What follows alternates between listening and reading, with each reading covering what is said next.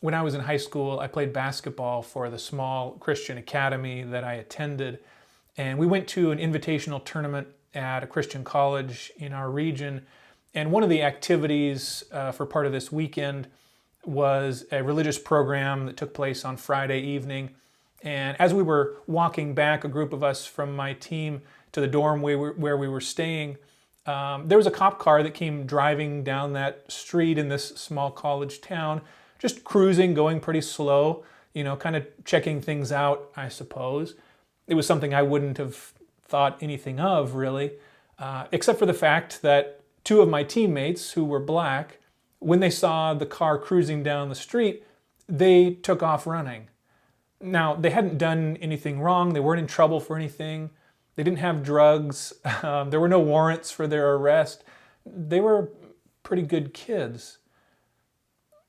But I was surprised to discover, and it's one of the earliest experiences that I can remember, realizing that my experience with the police was very different from their experience.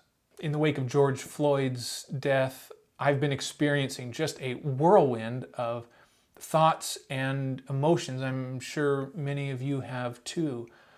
Horror and disgust at the lack of compassion on display in that incident, incredulity and even despair that this is yet one more black man killed needlessly by the people that we as a society have put so much of our trust into.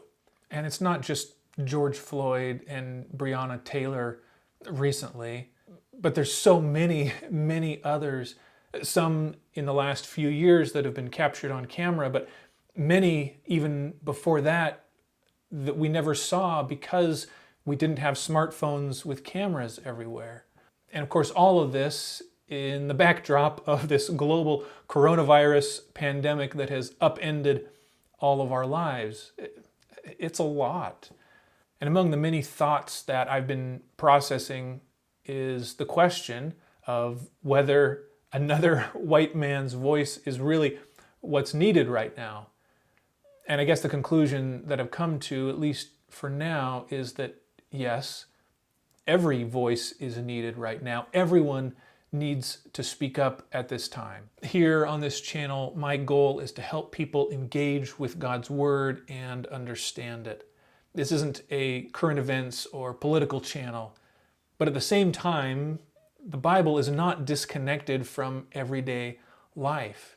It speaks not merely to a religious element of our lives, but to all of our lives. And that includes our individual responsibility at a time such as this. And to that end, I could focus on many of the passages in the Bible that deal with justice, such as Psalm 82, verses 3 and 4. It says, "Give justice to the weak and the fatherless, maintain the right of the afflicted and the destitute, rescue the weak and the needy, deliver them from the hand of the wicked." Or Proverbs 31, verses 8 and 9. It says, "Open your mouth for the mute, for the rights of all who are destitute. Open your mouth, judge righteously, defend the rights of the poor and needy." The Bible calls us repeatedly to do justice, do what is right, speak up for those in society whose voices and lives are not valued. But I want to focus instead on a different text that I think is relevant here, along with an important principle for understanding the Bible. Let me get into the text first. In the Sermon on the Mount, Jesus is giving an overview of the morality of his kingdom. And he summarizes the Old Testament in Matthew 7, verse 12, where he says, "So whatever you wish that others would do to you, do also to them. For this is the law and the prophets." You're familiar with this text. It's the golden rule, right? Do unto others as you would have them do unto you. It's a beautifully simple command. It summarizes our moral obligation to our fellow human beings. It's a principle that we must apply to our own lives, our own contexts. So what does it mean for me, a white man in the United States, given the moment that we find ourselves in, to do to others whatever I wish they would do to me? Well, the truth is that I haven't had the same experience with police that my black friends have.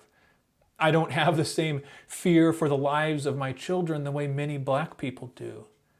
So how could I possibly know what I would wish that they would do to me if our places were reversed? Of course, the only way that I can know is to listen to their experience, to listen to their cries for justice and for change. In order to apply this principle to my life, I have to listen and I have to reason. And the problem with reasoning, which I have to do anytime I apply a principle from the Bible to my life, is that it introduces the possibility for self-deception.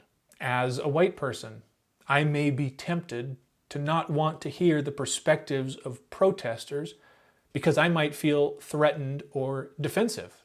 And I'm not here today to tell you what the application is to your life of this principle of doing to others whatever you wish they would do to you. Of course, it's actually not even possible for me to know how this applies to your life.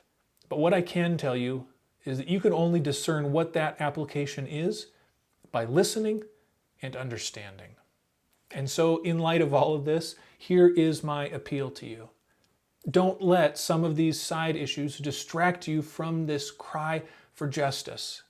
Yes, it's true that some people have taken advantage of this opportunity and they've used it to engage in looting and sowing chaos.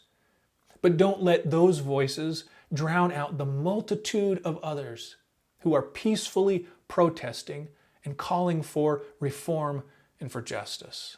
As you're considering that appeal, I'd like to invite you to continue the conversation by sharing your thoughts in the comments down below this video.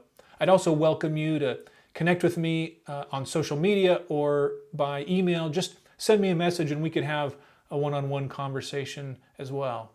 Also, if you enjoyed this video or you think this message is worth sharing, then please hit that like button down below and consider sharing this video with somebody else. On this channel, I share devotional videos, Bible studies, and tips for studying the Bible. If that sounds like something that you would be interested in, please click that subscribe button down below as well. Thank you so much for joining me. I wish you peace and God's blessings. I'll see you next time.